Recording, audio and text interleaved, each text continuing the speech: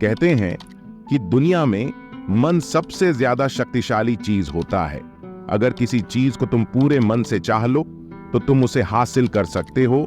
ये मैं नहीं कहता, ये सभी महापुरुषों का कहना है। लेकिन अगर यह सत्य है, ये सच है, तो हम जो अपने मन से चाहते हैं वह हमें हासिल क्यों नहीं होता है? भाई, कोई भी इंसान अपने मन में तो दुख नहीं चाहेगा, लेकिन वो रहता तो दुखी है। हर इंसान अपने मन से तो कामयाब होना चाहता है, खूब पैसा कमाना चाहता है, लेकिन फिर भी वह कामयाब नहीं होता। भला ऐसा दुनिया में कौन इंसान होगा जो अपने मन में यह चाहेगा कि मैं नाकामयाब रहूं या मैं पैसा ना कमाऊं? सोचने की बात है। तो इसमें दो चीज निकलकर सामने आती है। या तो वह महापुरुष गलत थे जिन्होंने यह बात बोली कि मन से चाहे हुई चीज हासिल हो जाती है, या फिर हम गलत हैं। आज की वीडियो में मैं जो कहानी बताने वाला हूं उसमें आपको एक ऐसा मंत्र मिलेगा। उसे समझने के बाद आपको एक ऐसा मंत्र का पता चलेगा जिससे आप यह समझ पाएंगे कि अपने मन से कोई भी चीज कैसे करवाई जाती है, मन में किसी भी बात का बीज कैसे बोया जाता है। इस कहानी से आपको अच्छी तरह से समझ में आ जाएगा और इससे आप यह भी समझ पाएंगे कि आकर्षण का नियम यानी लॉ ऑफ अट्रैक्शन कैसे काम करता है।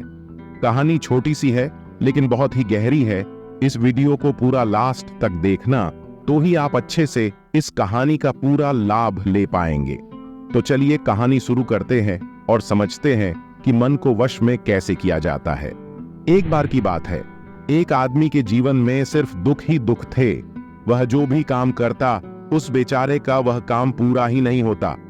घर में आता तो घर में क्लेश बना रहता, किसी से कोई मदद मांगता तो कोई उसकी मदद नहीं करता। ऐसा लगता था कि चारों तरफ से उसके ऊपर दुख का पहाड़ टूट पड़ा है। उसे समझ नहीं आ रहा था कि मैं इन दुखों से कैसे पार पाऊं। वह दिन रात यही सोचता रहता था कि अपने दुखों से छुटकारा कैसे पाना है। इसी कारण से वह रात में सो भी नहीं पाता था। उसकी आंखों के नीचे बड़े बड़े काले घेरे बन गए थे, जो इस बात का प्रतीक था कि वह आदमी कितना दुखी है और कितना चिंतित है। कभी कभी तो उसके मन में आत्महत्या करने के भी ख्याल आते थे, लेकिन अपने परिवार की चिंता करके वह यह कदम नहीं उठा पाता। वह इतना दुखी हो गया कि उसने निर्णय किया कि वह इन दुखों से छुटकारा पाकर ही रहेगा। इसके लिए चाहे उसे कितनी ही मेहनत करनी पड़े, कुछ भी करना पड़े, चाहे अंगारों पर चलना पड़े, लेकिन इन दुखों से छुटकारा हासिल करके रहेगा। ऐसे ही एक दिन उसने अपने मित्र से पूछा कि मैं अपने जीवन को कैसे सुधारूं। उसके मित्र ने उसे बताया कि तुम किसी बाबा के पास जाओ। बाबाओं के पास ऐसा मंत्र होता है जिससे सारे दुख मिट जाते हैं, जीवन खुशियों से भर जाता है और धन संपदा भी हासिल होती है। तुम किसी ऐसे बाबा को ढूंढ लो, बस तुम्हारा काम बन जाएगा। उस आदमी के मन में यह बात पूरी तरह से पक्की बैठ गई कि कोई बाबा ही मेरा दुख दूर कर सकता है, और इसीलिए उसे किसी भी बाबा के बारे में पता चलता तो वह उस बाबा के पास पहुंच जाता, उस बाबा को अपनी समस्या बताता और उससे उसका समाधान पूछता और कहता कि बाबा, मैं कुछ भी करने के लिए तैयार हूं, लेकिन मेरी इन समस्याओं से मुझे छुटकारा दिला दीजिए। आप जो कहेंगे मैं वह करूंगा, लेकिन मेरे जीवन को सुधार दीजिए। बाबा उसे कुछ टोने टोटके बताते थे करने के लिए और बदले में दान दक्षिणा ले लेते थे कि यह टोना टोटका करने के बाद तुम्हारे घर में सुख शांति बनी रहेगी। बस इस टोटके को पूरी विधि के साथ करना। वह आदमी घर लौटकर पूरी विधि के साथ टोने टोटके करने लगा, लेकिन बहुत टोने टोटके करने के बाद भी उसके जीवन में कुछ बदलाव नहीं आया। इसके विपरीत उसका जीवन और ज्यादा दुखी हो गया। जो भी बाबा उसे टोना टोटका देता था वह बदले में उससे दान दक्षिणा लेता था, जिससे उसका धन भी धीरे धीरे खत्म हो रहा था। इससे उसके जीवन में दुख और ज्यादा बढ़ गया। तब उसे लगा कि बाबाओं के पास जाने से तो मेरे जीवन में दुख कम होने की वजह बढ़ते ही जा रहे हैं, तो मुझे क्या करना चाहिए? बाबाओं के पास जाऊं या ना जाऊं? फिर एक दिन एक आदमी ने उसे बताया कि तुम अपने घर में किसी पंडित को बुलाकर हवन करवा लो। हवन होगा, घर शुद्ध हो जाएगा। कोई भी बुरी ऊर्जा होगी घर में तो वह घर से बाहर चली जाएगी। किसी पंडित को बुलाकर पूरे विधि विधान उसे मंत्र उच्चारण कराओ, हवन कराओ, जिससे घर में सुख शांति आए।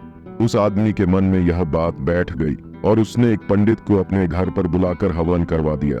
हवन अच्छी तरह से संपन्न हुआ। बदले में पंडित ने भी अच्छी दान दक्षिणा ली और उसके बाद वह वहां से विदा हो गया। लेकिन कुछ दिनों के बाद उस आदमी को महसूस हुआ कि उसके जीवन में अभी भी कोई बदलाव नहीं आया है। अब वह आदमी पूरी तरह से दुखी हो गया और ज्यादा परेशान हो गया। अब तो उसे लगने लगा था कि मेरे जीवन में से दुख कभी खत्म ही नहीं होंगे, और यही सोच सोच कर उस आदमी का बुरा हाल हो गया था। फिर एक दिन उसे अपने मित्र से एक ऐसे बाबा के बारे में पता चला जो समाधान बताने के लिए कोई दान दक्षिणा नहीं लेता था। उस आदमी को लगा कि यह बाबा दूसरे बाबाओं की तरह नहीं हो सकता, क्योंकि यह तो दान दक्षिणा लेता ही नहीं, और अगर दान दक्षिणा नहीं लेता तो यह सच में कोई सिद्ध बाबा होगा। और यही सोचकर वह उस बाबा के पास पहुंच जाता है। जब वह आदमी वहां पर पहुंचता है तो वह बाबा ध्यान में बैठे हुए थे। यह देखकर वह आदमी वहीं पर चुपचाप बैठकर ध्यान से बाहर आने का उनका इंतजार करने लगा। थोड़ी देर बाद बाबा ने आंखें खोली तो सामने एक दुखी और परेशान युवक को बैठे देखा। उसकी आंखों के नीचे काले घेरे देखकर ही समझ गया कि यह आदमी अपने जीवन से कितना परेशान है। उसे संबोधित करते हुए बाबा ने पूछा कि बच्चा क्या चाहते हो, बाबा के पास क्या लेने आए हो। उस आदमी ने कहा कि बाबा मैं अपने जीवन से बहुत परेशान हूँ। मैंने इन दुखों को दूर करने के लिए बहुत सारे रास्ते अपनाए, हर वो तरकीब करके देखें जो किसी बाबा ने मुझे बताई, हर वो काम किया जो कोई भी इंसान ने मुझसे करने को कहा, लेकिन मेरे जीवन में दुखों में कोई कमी नहीं आई।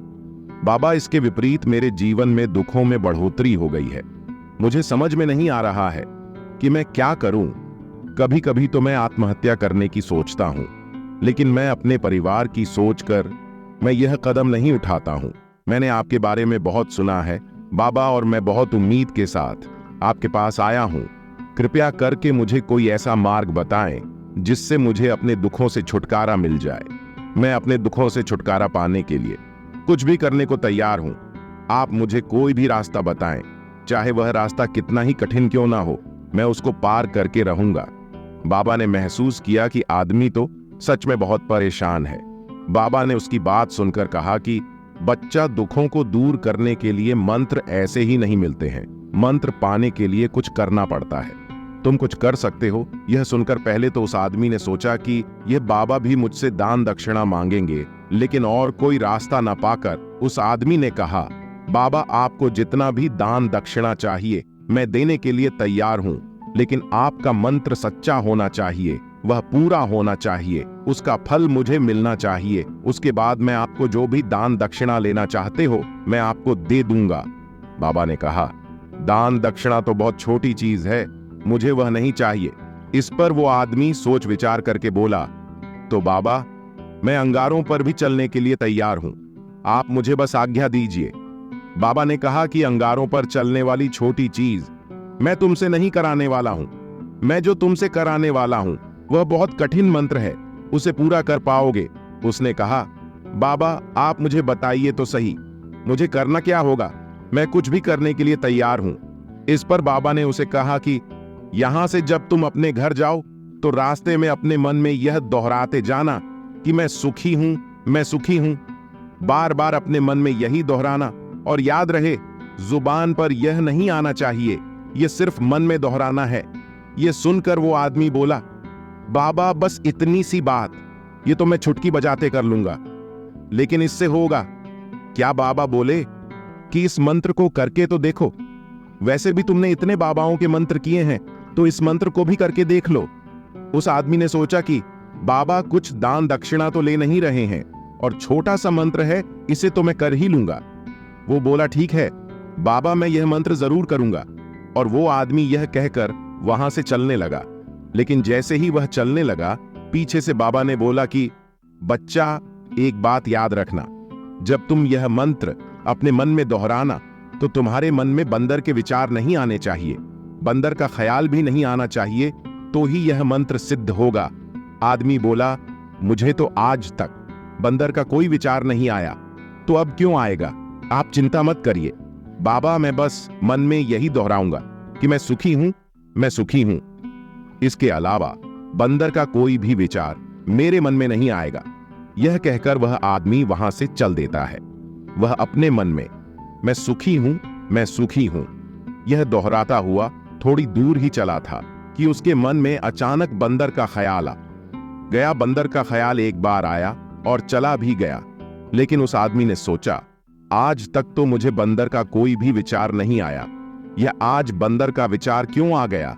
और ऐसे करके उसने उस बंदर के विचार को पकड़ लिया और यह भूल गया कि मुझे क्या मंत्र दोहराना है, और वह बंदर के बारे में सोचने लगा।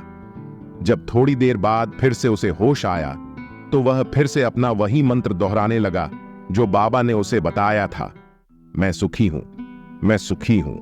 लेकिन अचानक से उसे एक बंदर दिखाई दिया और यह देखकर फिर से उसके मन में बंदर का विचार उठ गया, और यह देखकर वह इस विचार को बाहर फेंकना चाहता था। और वह चाहता था कि मेरे अंदर किसी तरह से बंदर का विचार ना आए, लेकिन उसे तो सामने बंदर ही दिखाई दिया। ऐसे ही जद्दोजहद करते करते घर पर पहुंचा, और घर पर पहुंचने के बाद अपनी पत्नी को कहा कि हे बंदरिया, मुझे खाने में बंदर परोस दो। और जब उसे एहसास हुआ कि उसने क्या बोल दिया, तो वह अपने बाल नोचने लगा और दीवारों में सर मारने लगा कि आज तक मुझे बंदर का कोई भी विचार नहीं आया, और आज मुझे यह क्या हो गया है कि मुझे हर जगह बंदर ही बंदर नजर आ रहे हैं। यह कैसी माया है? यही सोच सोचकर वह आदमी रात भर सो नहीं पाया। रात भर करवटें बदलते रहा और सुबह उठकर सीधे उसी बाबा के पास पहुंच गया और उसके चरणों में गिरकर कहा कि बाबा, पता नहीं क्या चमत्कार हो रहा है, आज तक मुझे बंदर का कोई विचार नहीं आया, लेकिन कल से जब से आपने मुझसे कहा कि बंदर का विचार नहीं आना चाहिए, तब से मुझे हर जगह बंदर ही बंदर नजर आ रहे हैं। उस आदमी ने कहा कि बाबा, मुझे तो आपके पीछे पेड़ पर बैठा बंदर केले खाते हुए दिखाई दे रहा है, ये हो क्या रहा है? बाबा, यह सुनकर बाबा हंसने लगे। बच्चा, मन का जाल एक ऐसा जाल है जिसे समझ पाना इतना आसान नहीं है। बंदर तो तुम्हारे रास्ते में पहले भी आते थे। जब तुम मेरे पास आए थे तो इन्हीं पेड़ों पर यह बंदर घूम रहे थे, लेकिन तब तुम्हारे ध्यान में यह बंदर नहीं था, तब तुम्हारे ध्यान में सिर्फ दुख थे।